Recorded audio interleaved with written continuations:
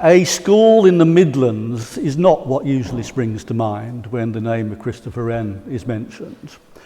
And that really is the focus of today's talk. It seems to me that it's a bit odd that it isn't seen as a higher profile link to Christopher Wren, but there are reasons for that, and I hope in this talk I'll show some of the reasons why Wren's involvement in this building is important, and perhaps point to some of the issues which have concealed that from our view in the past. Okay, so this is the building which we're sitting in, of course, the hall in the central part of the building. It was built in the end of the 17th century between 1694 to 1697. So although the building was complete in 1697, it probably didn't really start functioning as a school for a few years after that. We do have the cost of the original expenditure on the school, which was about £3,000. You can try 5 different websites which tell you how to calculate what 17th century money is worth in today's money. They all give different answers, but broadly we're talking about a cost of £250,000 to £300,000, which makes some sort of sense. This is probably an early example of a purpose-built school rather than a school located in a religious college or often in villages in someone's house in the village.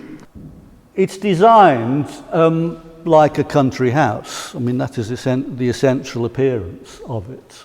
So this is the original part from 1697.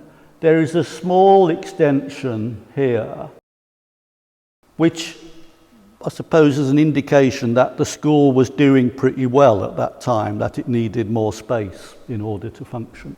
So the building of it was possible by the donation of this money by Sir John Moore. Now, Moore was born in a neighbouring village in 1620. He went to school in Ashby-de-la-Zouch, which was known in the early 17th century as a place where you were educated in Calvinism within the broad Puritan tradition. In other words, the religious background was the basis on which, as we know, events unfolded during the English Revolution, where Puritanism became quite a dominant religious and political force. At the age of 20, so in 1640, the beginning of the English Civil War, he was apprenticed to the Grocers' Company in London, where he served his apprenticeship probably for the next 10 years or so. His master from Grocers' Company supplied lead to the parliamentary army used as ammunition in the English Civil War. And Moore essentially learned the lead trade from his apprenticeship. And the lead trade was the following. It was mined in Derbyshire and Yorkshire principally. There are a few other places. It was then smelted nearby into pigs or bars. These were then transported to the waterways, which took it to Hull in the northeast of England, and it was then transported by sea to London.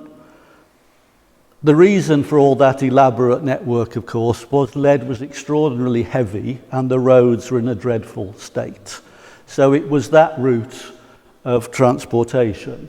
And so Moore essentially became the dominant merchant in London with links to the lead producers in the Midlands and was in charge of that trade, and that's where he made his fortune. One of the issues about this religious background, of course, arose with the Restoration in 1660, when being a Puritan and being linked to someone who sold lead for ammunition to the parliamentary army was not a particularly good place to be. You know, there's been a recent novel published called The Act of Oblivion.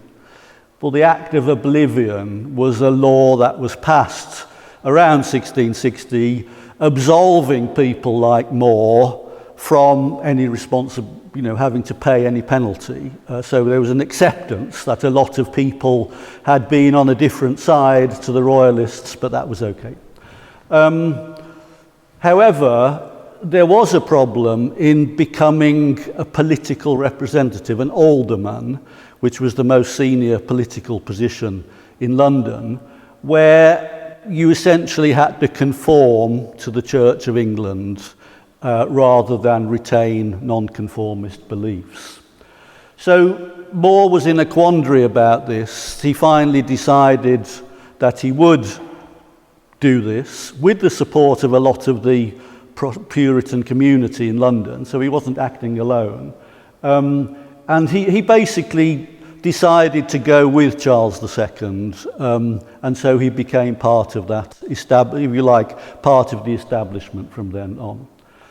So he became one of the wealthiest merchants in late 17th century London, though his name is not really known. And he funded 2 schools in the early 1690s. Okay, now I'm really looking at the origin of this school and the thinking behind it rather than what happened to the school subsequently. This has been covered in a book called This Noble Foundation by Richard Dunmore. So broadly, in the 18th century, it was attended by 2,000 pupils, probably about 60 to 100 each year. And at that time, it was a mix of different types of education, which I'll talk about later. In the 19th century, it basically split into 2 separate schools, a grammar school and an English school. The English school was for local education for the local boys. The Latin school was aimed more at the gentry. The grammar school declined in the 19th century, and in the 20th century it was closed, and it became home for the village primary school initially, which then closed down in the 1930s. It was reopened in the 1950s as the Sir John Moore Church of England aided primary school, which now has 140 pupils. So I said it had a sort of country house design. So the key thing to note about is it's an H-plan design. So essentially you have this schoolroom in the middle here. There's a floor above it, which were dormitories for the boarding pupils. And then these 2 wings were a mix of accommodation for the schoolmasters and additional schoolrooms. So let's explore the link with Wren, because this is a bit more contested and complicated than one might imagine. Most of the architectural drawings from Wren's office that survive are kept at All Souls College in Oxford. And there is a catalogue of all these drawings, and one of them are the plans for the Appleby School, which are dated to about 1693. First of all, they were not drawn by Wren himself. They were drawn by Nicholas Hawksmoor. This was quite common for a lot of you. Practically all the drawings for Hampton Court Palace are by Nicholas Hawksmoor. So he was initially a draftsman in Wren's office. He later developed his own architectural career, but therein lies some of the complication. And so you can see this H-plan is very clearly visible on these drawings. So this is the main schoolroom, these are the 2 wings, and then above we have the 2 wings, and these are partitions into the dormitories for the boarding pupils at the school. So Wren was a very different character to John Moore. He was born in the south, in Wiltshire, in 1632. He had an Anglican background rather than a Puritan background. His father, in fact, was Dean of Windsor. He had strong royalist connections. His uncle was imprisoned by Cromwell for 20 years. He was an intellectual prodigy, becoming a professor at the age of 25, and then he was appointed by King Charles as the surveyor of the King Works in 1669. So he has a prestigious career as a renowned architect, best known for his designs of royal buildings and churches. So you couldn't think of someone more different to John Moore than Christopher Wren in terms of their family background, in terms of their religious and political affinities and outlook. There is a surviving letter from Sir Christopher Wren to John Moore about this building. So there's no question that evidence exists to show Wren was involved in the design of this building. This is in 1693. Wren says he missed it more when he was calling him. The design I drew according to your first thoughts presumably refers to those drawings by Hawksmoor, which are in All Souls College. However, he says, if you have new resolutions, I can cast easily a new design suitable to your intention. So in other words, Wren was open to client expectations in terms of the final design. Again, something which is quite common in his buildings. And so there was an issue about the room for boarders, and Wren saying it's not a big deal, it's a floor just above the hall. So those are the design plans from 1693. In 1999, the building was in a bit of a state, and we had to prepare for a major renovation project. And Latham Architects did a survey of the building then. So I'll just broadly compare. You'll see the pattern is very similar. One of the differences is this arcade at the front of the school is not in the original design. And some of these partitions have been lost on the upper floor. But broadly, the layout is similar to the original Wren design. So here we come to an interesting challenge. Historic England lists this building as Grade 1. It was listed in 1952. Grade 1 is the highest listing you can get, so it's as important as Hampton Court Palace, according to this thing. And it says the architect is Sir William Wilson and makes no mention whatsoever of Christopher Wren. So this is an interesting issue. This has taken a bit of investigation, but I suppose I put it down to what I call Colvin's War. Colvin was a very eminent architectural historian who wrote the classic work on the Dictionary of English Architects, originally published in 1954. He had a bit of an obsession that Wren had been given the attribution of far too many buildings. So his personal mission was to question this if there wasn't any evidence.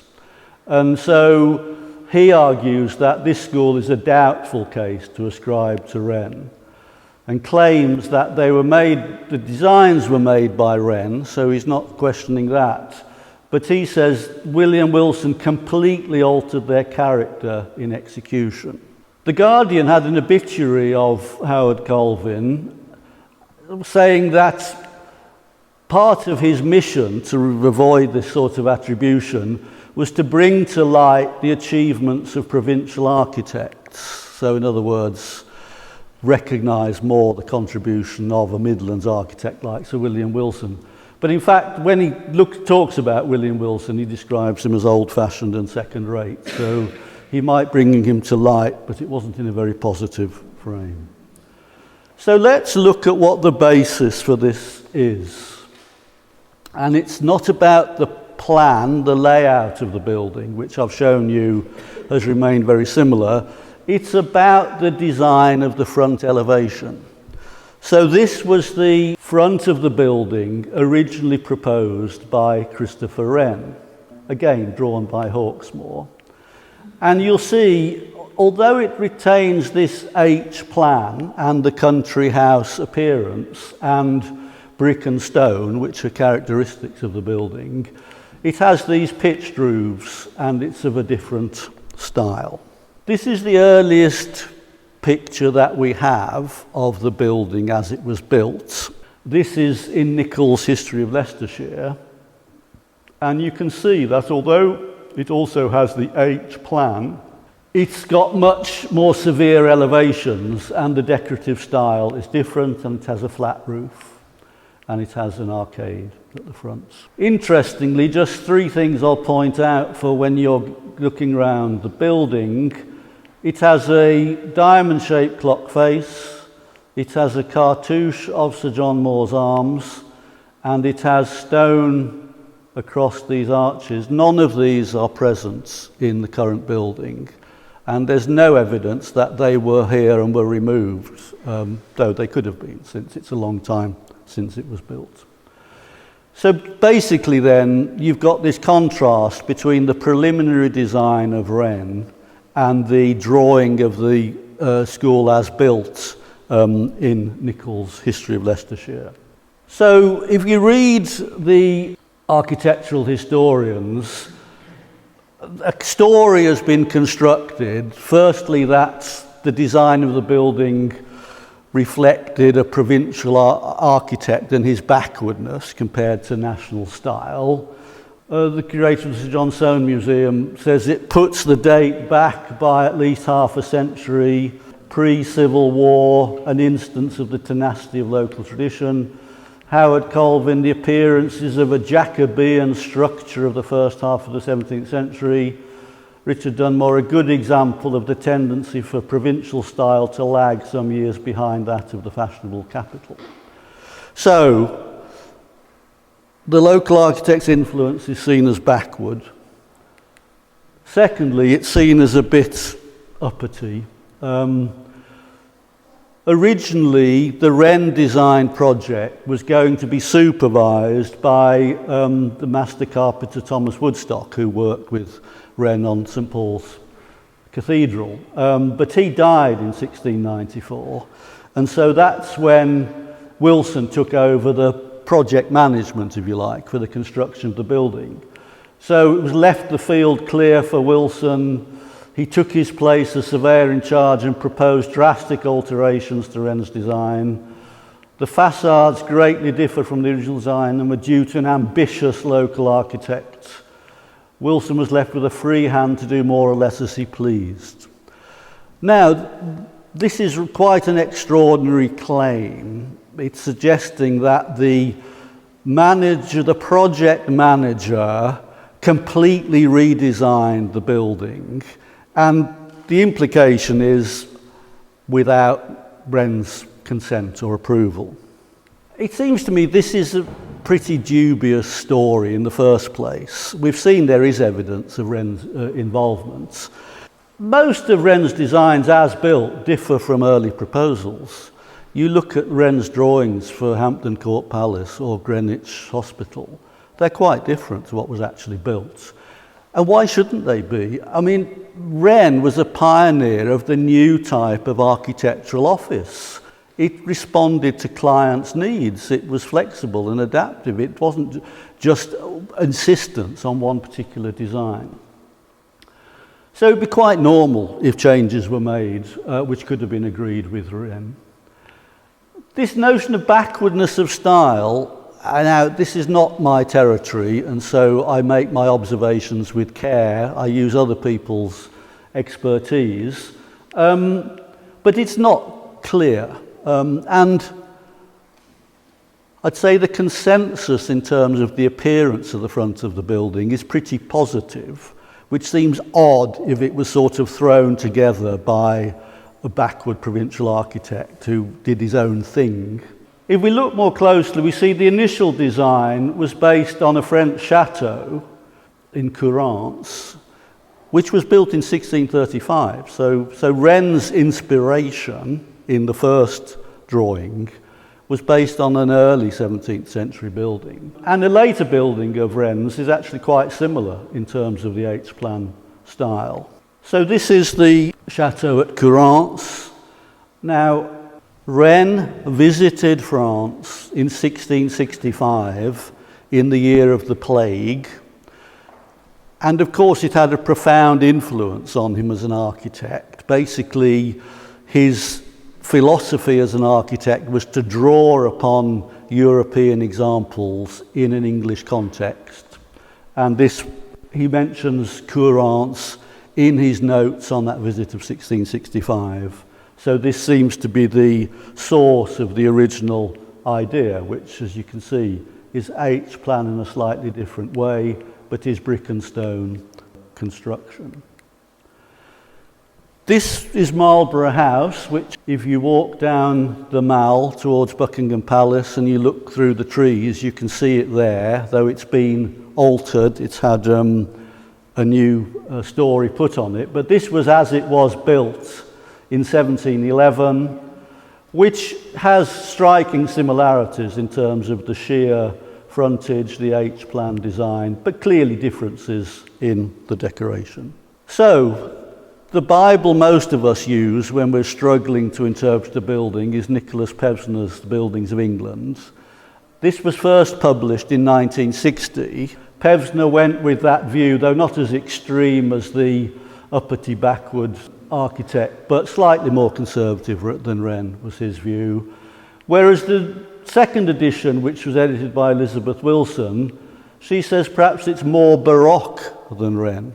So you've got two quite different views on this style from Pevsner, which I think is quite interesting. However, it seems to me that this squabble over the decorative style of the front of the building is actually a secondary issue in terms of Wren's innovativeness and the significance of this building. And that's what I want to try and show you more clearly. So this is a virtual reality simulation of Wren's original design by colleagues at De Montfort University in Leicester, who did this for the foundation.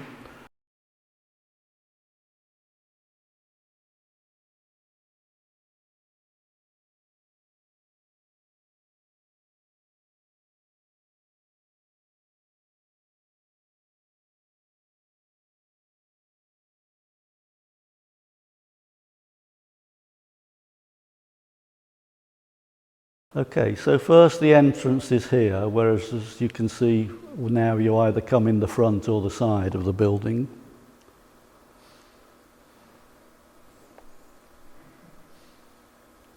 This layout is fairly similar to what we have. However, this is the radical thing. This is the schoolroom, which has these long wooden benches on each side, which was a quite new type of design for a schoolroom. Okay, so at the heart of the building, the schoolroom, we have this very new style of classroom arrangement, and I'll show you some of the evidence for this shortly. And this is completely neglected. In all the discussion over the style of the front elevation, there is no mention of this core design feature which we find on the original drawings of Christopher Wren. So this schoolroom was a central part of the design for this school proposed by Christopher Wren. Now, as I said, Sir John Moore was a merchant in London. He was very involved with Christ's Hospital, which was a school in the City of London, near St Paul's, which catered for poor children in the City of London, particularly those who didn't have parents. And he was involved in this, and in fact was president of Christ's Hospital for 20 years, the School of Governors. Now, just prior to his involvement with Wren in this school here, he involved Wren in the construction of a writing school at Christ's Hospital in London. So Christ's Hospital was in an old monastery, the Greyfriars Monastery in London, which of course was appropriated during the dissolution of the monasteries and later became a school. And this is the writing school that Moore paid for and Wren designed. attached to Christ's Hospital School. And this is the frontage of the building here. So you have a brick building, again with stone decorative elements, and you have an arcade and a cornice at the top and along here. This cost a lot more money than the school here at Appleby. It cost near £500,000. But the reason for that was that it was twice as big. So this schoolroom is 50 feet long. The Christ Hospital schoolroom in the writing school was 100 feet long. And we have this extraordinary picture of the writing school at Christ Hospital, showing where the origins of this type of layout and design came from, with long benches and writing tables for the pupils to sit at. And it was designed for 336 pupils. So this is mass education. And mass education for what? I think a lot of the discussion about the writing school is confused in that it sees writing as a basic early skill in terms of children's education. But in fact, at this time, that was usually called an English school rather than a writing school. So the elementary education, reading and writing, was in an English school. And you can see these are not youngsters at these desks. They are teenagers, and they're learning something which is different. And I think we need to look a bit more closely at what that is. And the best summary of it is given by Leigh Hunt, who was part of the Romantic group of poets, friend of Byron, who was a pupil at Christ's Hospital between 1791 and 1799, so at the end of the 18th century. So he was present at the school 100 years after it had been built. But it was thriving, and he says this: the writing school was for those who were intended for trade and commerce. And then you had a separate school at Christ's Hospital School. The grammar school was designed for people who were going to church or to the university. The writing school was designed for commercial education, which is not surprising, coming from a merchant such as Sir John Moore. It was large, and we've seen it's a big schoolroom with hundreds and hundreds of pupils at it. And it was kept distinct from the grammar school. So here's the contrast that we need to look at. Eton was run as the type of traditional grammar school, preparing people for the church and other types of occupation. Eton had a schoolroom built a couple of years before that writing school at Christ's Hospital. It was built 1688 to 1691. Now again, this is one of, you can see the building, so this is the building here, arcades, brick and stone, parapets, etc. So there's a lot of argument about who to attribute this building to, but the point is there is no concrete evidence of Wren's direct involvement in this, though there is evidence of craftsmen associated with Wren who were involved in the building of this, the upper school in Eton. So this is a case where maybe it was built without Wren's direct involvement, but from that period. And this cost £275,000. Now this is the inside of the Eton upper schoolroom, built 2 years before Christ's Hospital Writing School. It's completely different. There is no desk in sight. There are pupils sitting on benches or moving around. But the point is that the style of education here was verbal or reading.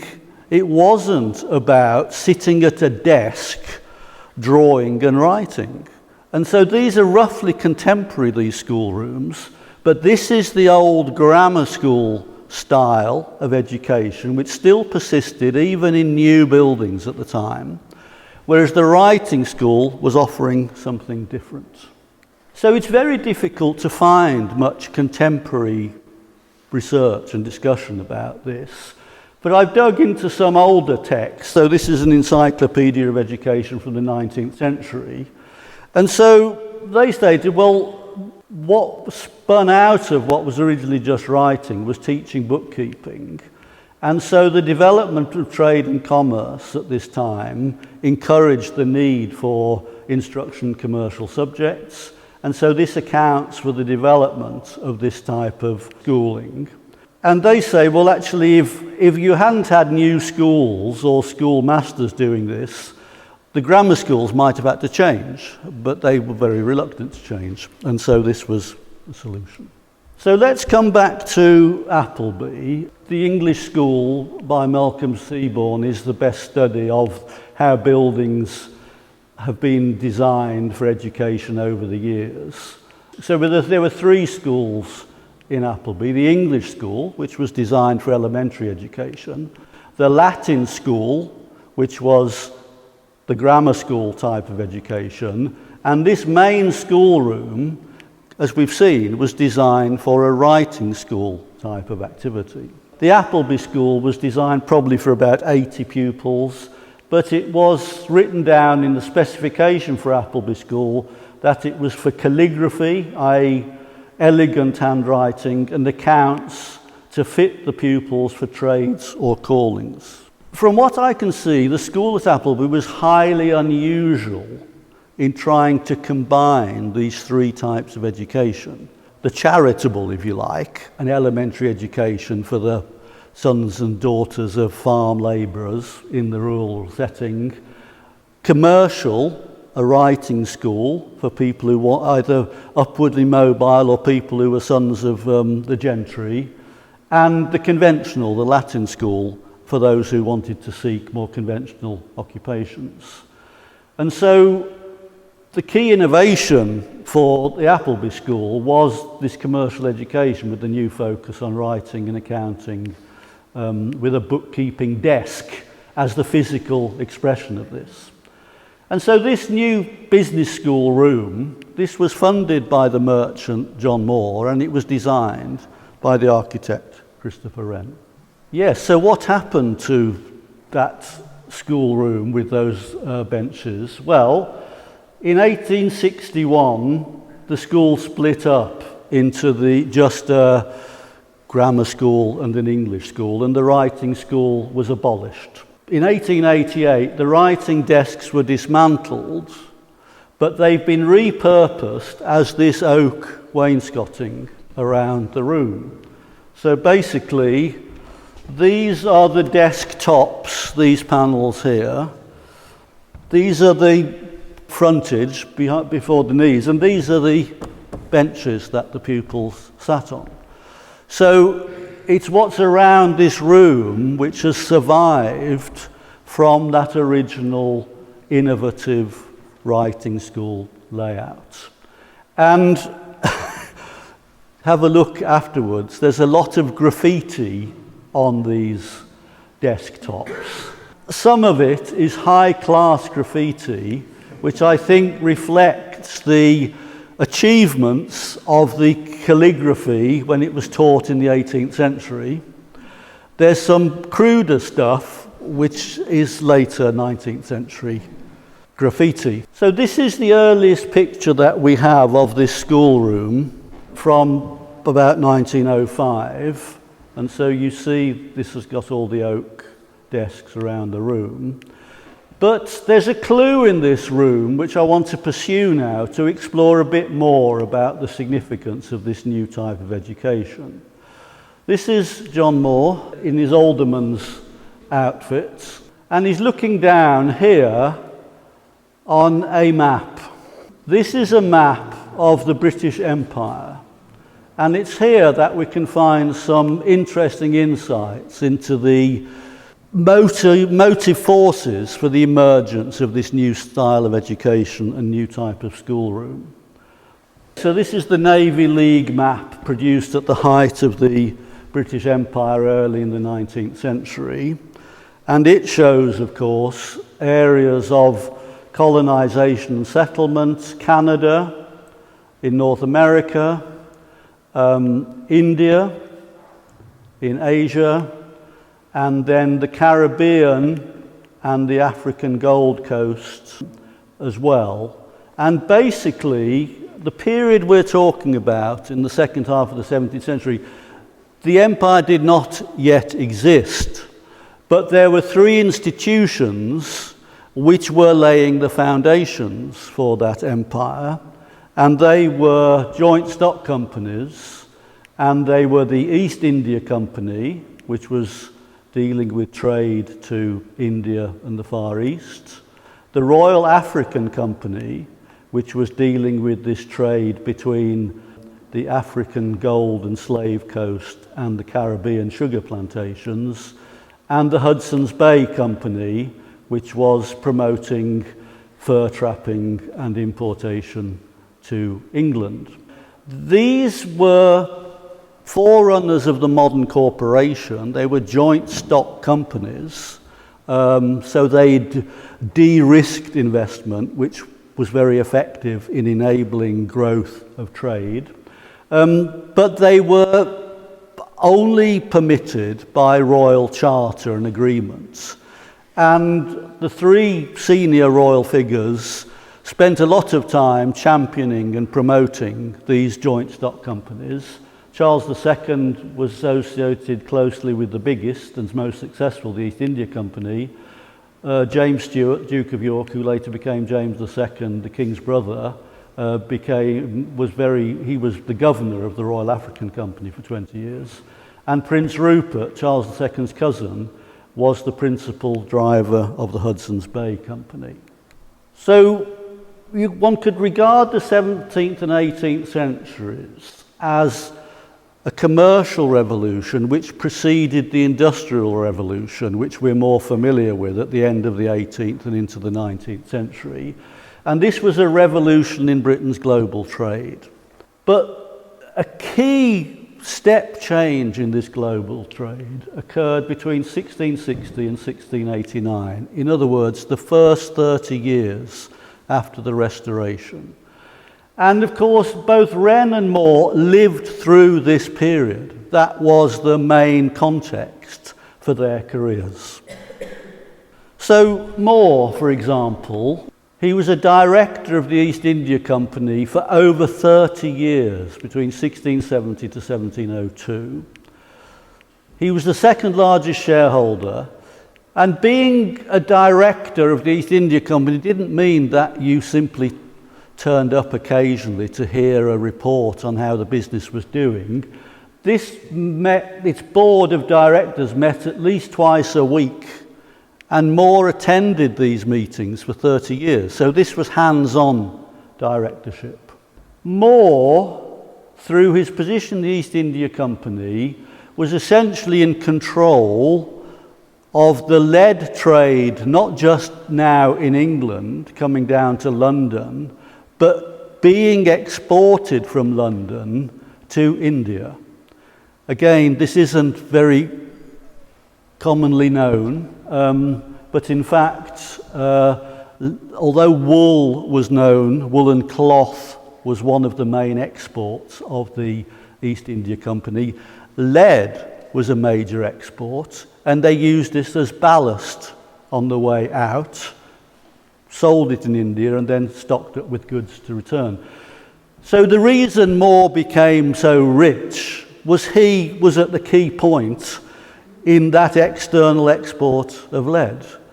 And if you look at some of the accounts, I mean, some of the shipments of lead in today's value were hundreds of thousands of pounds at the time. I mean, that was the value of the lead on one ship going to India. And they were sending perhaps 20 or 30 ships a year. So that's the explanation for his extraordinary wealth.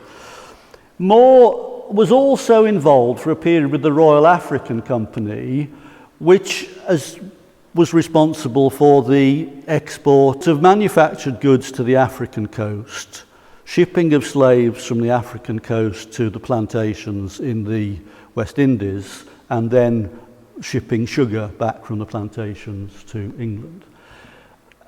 We've tried to explore what his involvement was. He was again active as a director for about 3 years. It didn't fit with his main interest in the lead trade, but it seems to have been associated with the East India Company declaring war on the Mughal in the Mughal Empire, Aurangzeb. And so there was no trade with India for this period in the 1680s, and it looks as though More was involved in redeploying some of the East India Company ships to the Royal African Company trade at this point. Okay, now here's Christopher Wren's business career, which perhaps is more of a surprise. More was a merchant after all, whereas Wren was an architect. But actually Wren was also involved in the joint stock companies. He had £140,000 invested in the Hudson's Bay Company stock, and he was a director of the Hudson's Bay Company between 1679 to 1684, which again was a hands-on directorship. This wasn't just occasionally turning up. This was more than twice a week meetings, and in fact the minutes show that Wren often chaired the board meetings if the deputy government was absent. So this was active, hands-on involvement in the growth of international trade through a joint stock company. So if one looks at Wren's writings then, it becomes much clearer that this practical involvement in trade and business was linked with a general enthusiasm for commerce and for what was going on in England's massive expansion of international trade at this time. So in terms of some of the material he wrote for the Royal Society, drafts and addresses in the 1660s, hardly anything is worth our consideration that will not itself advance profits. Companies, the joint stock company connects multitudes through mutual commerce for wealth and plenty. We need to increase commerce by useful inventions. We need to extend the boundaries of empire as well as those of arts and sciences. So in other words, Wren shared with More a belief in the merits of the expansion of business activity in this period. So it seems to me odd, given this enthusiasm for commerce and Wren's direct involvement in it, that it doesn't figure in most of the accounts about Wren's architecture. It tends to focus on the following clients: the church, St Paul's, but then of course the 50 or so churches in the City of London, the Crown, the Palace at Hampton Court, the Greenwich Hospital, Chelsea Hospital, big grand commissions for the king, and colleges. He did architecture consistently for Oxford and Cambridge. This is Trinity College, Cambridge. So most approaches to Wren's architecture ignore the commercial side. So it seems to me that this school actually has some significance in offering the only surviving link to Wren's innovative writing school architecture. The Christ Hospital Writing School was demolished in 1907 to make way for the General Post Office, so it has long disappeared. It still exists as a school, but it's now outside London rather than in the City of London. I've told you the scale of these schoolrooms, and they certainly seem to have functioned for at least 100 years from their origin through the 18th century. And broadly, you could say that together the Appleby and Christ schools educated perhaps 10,000 writers, the clerks, for these joint stock companies during this period. So they played a role in providing the key staff for the growing businesses of the commercial revolution. So some recent histories of the East India Company have emphasized the importance of writing to the success of the company. So Philip Stern defines it as a critical technology of the East India Company. Letters, correspondence, journals and other forms of writing were the basic sinews of the East India Company's network. Writing was the basic means by which the East India Company leaders envisaged and conceptualized their global system.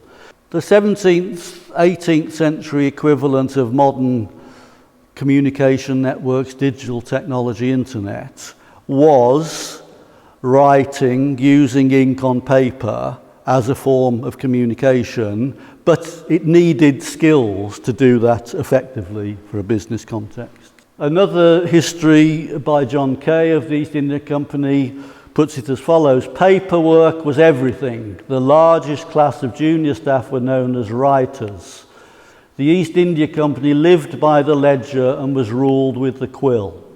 So the writers were seen as core staff to enable the thriving and success of these joint stock companies. Like this building is a link with the past, there's a building in Calcutta, in India, which also provides a link. And this building is called the Writers' Building.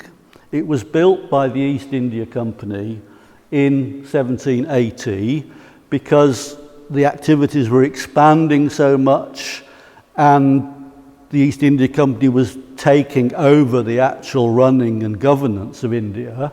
So this, if you like, was the bureaucracy that it needed to install in order to do that. And the Writers' Building in Calcutta still stands today. It was extended in the 19th, 20th century. It's now the home to Bengal state government. It's been the site both of many protests when the British still ruled India, but also since then. So we started off with showing the differences in background and approach of Sir John Moore and Christopher Wren. But I think we've ended up with actually identifying features that they shared in common, although they were such different people and came from such different backgrounds. They both had a strong belief in expanding England's global commerce. They both had careers which I haven't really gone into here, but they were careers based on the reconstruction of London. Its destruction in the Great Fire in 1666 meant that there was a huge amount of building to be done for the next 30, 40, 50 years. Wren designed a lot of that building. Moore supplied a lot of the lead for that building. Every new church that went up in the city needed a lead roof. So they both thrived during that period of reconstruction. I think this is quite important because although they came from opposite sides of the religious and political spectrum, which is how the 17th century is usually discussed in historical terms, Cavaliers and Roundheads, Royalists, parliamentarians, for both of them it wasn't central to their approach to life. They were more interested in commerce and business and doing things than in rerunning some of those traditional types of conflict. They ended up working together on the Christ Hospital governors, as I've said, ultimately to develop this new style of business education.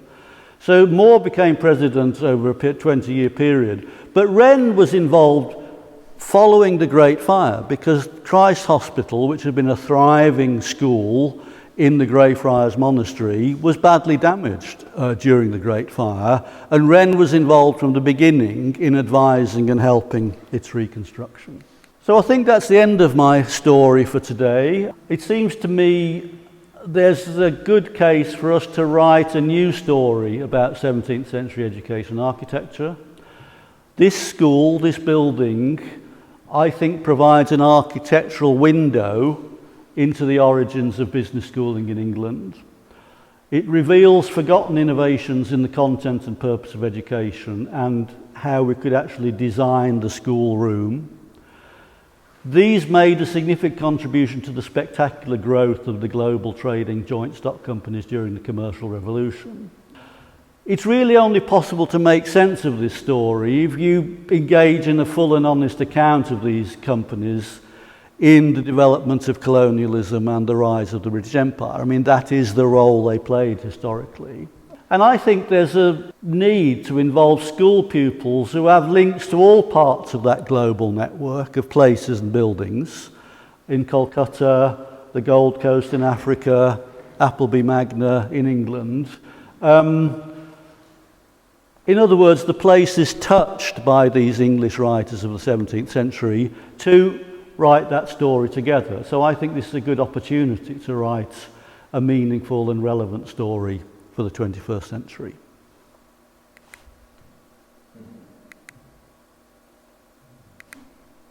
Thank you.